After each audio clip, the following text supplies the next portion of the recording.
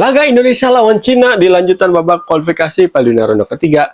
Tinggal hitungan minggu nih kan, ya kurang dari sebulan lagi bakalan dimulai kick-off-nya tanggal 5 Juni 2026. Dan info penjualan tiket udah dirilis lewat akun Timnas Indonesia. Udah bisa war nih pendukung Timnas Indonesia. Rencananya tiketnya, war tiketnya bakal dibuka besok kalau nggak salah ya, Kamis 15 Mei 2026. Dan yang laga lawan Cina, ada kabar kurang baik nih bagi Timnas Indonesia. Karena apa? Timnas Indonesia bakal kehilangan dua pemain pentingnya nih. Marten Pas dan Marcelino Ferdinand yang dipastikan absen karena akumulasi kartu kuning. Sementara bek kanan andalan Indonesia, Kevin Dix, ini masih diragukan bakal bisa tampil atau enggak nih nanti pas lawan Cina karena masih pemulihan cedera pahanya. Sementara Dean James udah main lagi nih berapa hari yang lalu di Liga Belanda bersama klubnya Eagles nih kan, udah main masuk sebagai pemain pengganti. Nah ini Kevin Dix menurutnya jangan sampai absen ya, karena apa? Karena Kevin Dix ini sangat-sangat penting perannya di sisi back sayap kanan Indonesia. Karena apa? Nah, dia tipikal fullback modern era kekinian ya kan, dia bisa turun naik dengan sangat baik dan umpan-umpan crossingnya juga sangat-sangat memanjakan penyerang Indonesia. Makanya kalau Kevin Dix absen, ini juga kerugian tambahan bagi Indonesia. Udah kehilangan Marcelino Ferdinand, udah kehilangan Marten Pas nanti lawan Cina. Kalau Kevin Dix absen juga, aduh, nggak kebayang dah. Kan Indonesia masih punya banyak cadangannya.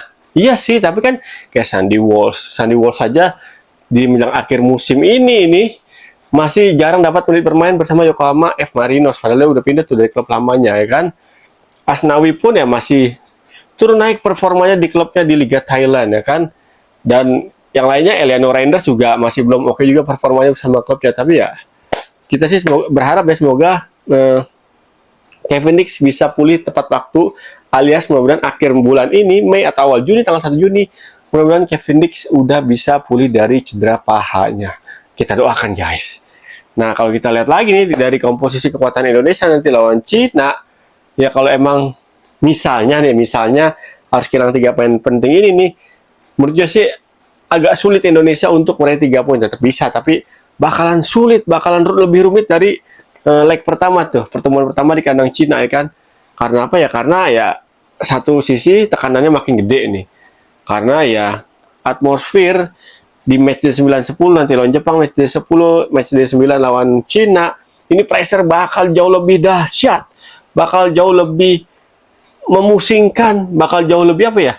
Bakal jauh lebih intensinya bakal lebih meningkat banget tuh dibandingin pertandingan-pertandingan sebelumnya. Lawan Bahrain juga udah tinggi tuh. Nah, ini lawan Cina nanti bakalan lebih tinggi lagi nih. Karena apa ya? Karena semua tim pada berebutan nyari 3 poin untuk ngamanin tiket Piala Dunia secara otomatis maupun lolos ke Piala Dunia lewat jalur playoff round keempat. Ini yang menjadi catatan, yang menjadi apa namanya tuh, yang menjadi butuh perhatian khusus dari tim kepelatihan Patrick Kluivert nanti ya. Karena mungkin untuk mengganti absennya Marcelino Ferdinand punya berapa opsi. Masih ada Egy Maulana Fikri ya. Kalau gue sih Patrick Kluivert mungkin bisa mencoba Ricky Kamboya ditaruh di posisinya Marcelino Ferdinand tuh. Taruh di belakang striker tuh Ricky Kamboya, karena Kamboya lagi on fire banget dan dia juga di klubnya di Dewa United. Ini dia ketika main agak sedikit menjadi AMF ya, attacking midfielder, itu dia cukup lumayan bahaya tuh pergerakannya di belakang striker. Biarpun nggak posisi asli kan di situ ya, kan di posisi tengah kita udah punya stok yang mumpuni lah ya. Ada Joey Pelupesi, ada Tom Haye, terus juga pelatih ada Ivar Jenner, terus juga ada yang lainnya juga, ada Nathan Choaon bisa taruh di situ. Nah ini nih yang menjadi catatan nih buat nanti di tengah timnas Indonesia untuk menutupi absennya Marcelino Ferdinand, ataupun bisa menggantinya dengan striker yang bukan striker murni nih, mungkin kayak Rafa Strike atau dengan Ragnar Oratmangun bisa untuk menutupi absennya Marcelino Ferdinand. Tapi kita lihat aja nanti kan. Yang jelas hilangnya Marceng nanti lawan Cina karena harus absen, ini suatu kerugian besar bagi skuad timnas Indonesia. Biarpun kita masih ada Oli Romeni ya kan. Oli Romeni sang pencetak 2 gol di 2 pertandingan terakhir Indonesia lawan Australia sama lawan Bahrain. Ini mudah-mudahan nggak diganggu sama cedera. Pun begitu dengan pemain lainnya. Mudah-mudahan nggak diganggu sama badai cedera. Karena apa ya? Karena bilang akhir musim tekanan tekanan dan intensitas pertandingan para pemain Indonesia di klubnya masing-masing ini makin tinggi, baik itu dari Liga 1, Eredivisie, terus juga di Liga Italia, Serie A, terus juga di Liga Belgia, di Liga Jepang, Liga Thailand. Ini masih luar biasa banget tekanannya, masih dahsyat banget. Terutama Serie A nih, di Serie A juga para pemain kita lagi diandel-andelin sama klubnya nih. Jaizes di Venezia lagi berjuang mati-matian untuk menjaga posisi Venezia, kan sementara Venezia ini udah lolos dari zona merah ya. 1 atau 2 tingkat di atas peringkat 18 nih Venezia ya kan. Dan ini Jaizes mesti berjuang keras agar posisinya nggak turun ke peringkat 18 enggak-enggaknya ya kan. Nah, mudah-mudahan sih Jaizes bisa makin sip performanya dan nggak diganggu sama cedera. Begitupun dengan kiper Indonesia nih, Emil Audero yang udah menuntaskan musimnya di Serie B bersama Palermo musim ini, finish di urutan ke-8. Tapi tunggu dulu, Emil Audero harus berjuang bersama timnya untuk merebut 1 tiket lolos lagi ke Serie A lewat jalur playoff yang rencananya bakal digelar 17 Mei sampai 1 Juni kalau nggak salah kan. Kalau emang nanti klubnya Palermo bakal berjuang bisa main sampai tanggal 1 Juni. Nah, ini nih efek kelelahan bakal menghantui Emil Audero, mudah-mudahan enggak ya, karena kehadiran dia sangat dibutuhkan untuk mengganti Martin Paes yang harus absen karena akumulasi kartu kuning.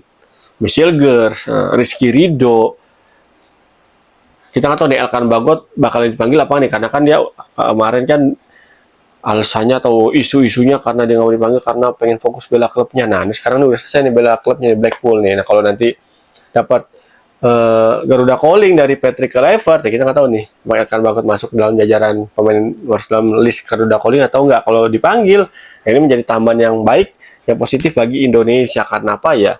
Kita memang butuh stok pemain-pemain center back yang tangguh-tangguh nih untuk menjalani sisa 2 laga sisa nih, 2 laga sisa di ronde ketiga babak kualifikasi Piala Dunia 2026. Karena apa ya? Karena lawannya sangat-sangat berat. China berat, Jepang lebih berat lagi guys. Biarpun lawan China kita lawan di GBK dengan absennya berapa pemain tadi yang udah gue bilang di awal ya kan, kayak Martin Paes, Marcelo Ferdinand dan Kevin Dix masih berpotensi absen, masih menunggu pemulihan cederanya nih. Nah, ini menjadi satu kerugian besar bagi Patrick Kluivert. Mudah-mudahan Patrick Kluivert nih udah bisa nemuin ancer-ancer taktik yang pas untuk